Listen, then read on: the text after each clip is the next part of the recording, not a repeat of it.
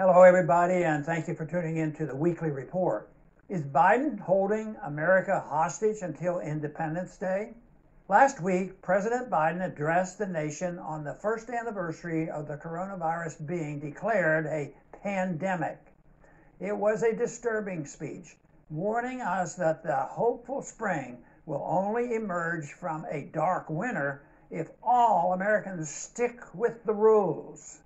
Whose rules? His rules.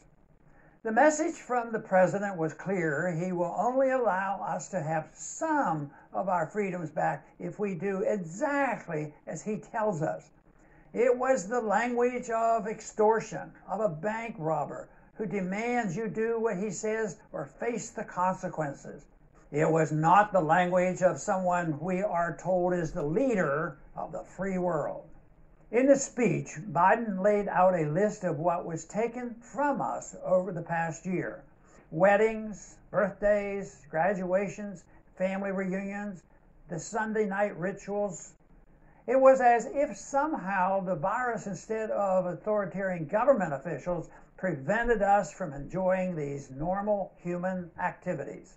Though we continue to see COVID disappear across the country with the end of the winter season, Biden was not about to let go of his perceived power to control our lives.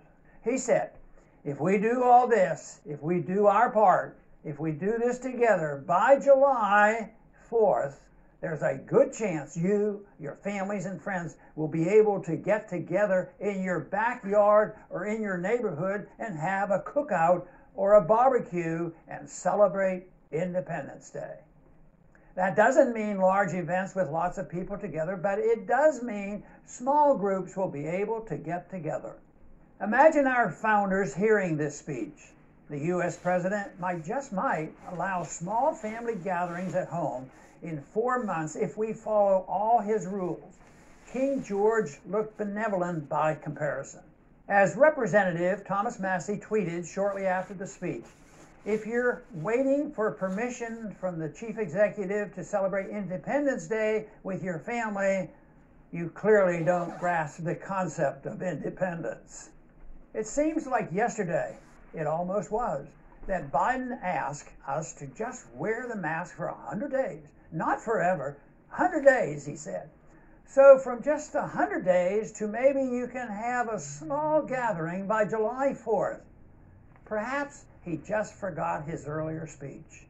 As usual, the goalposts keep being moved because politicians cannot bear the possibility that they might have to give up some of that power over us they have grabbed for themselves.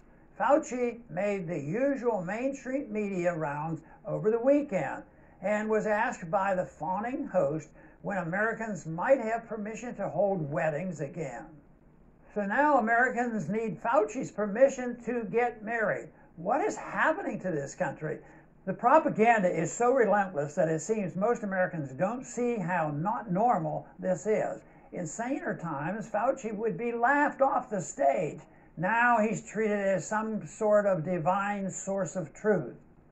Biden promised he was using every power as the President of the United States to put us on a war footing. Of that I have no doubt, but Biden's war is not against the virus. It's against the U.S. Constitution and liberty itself.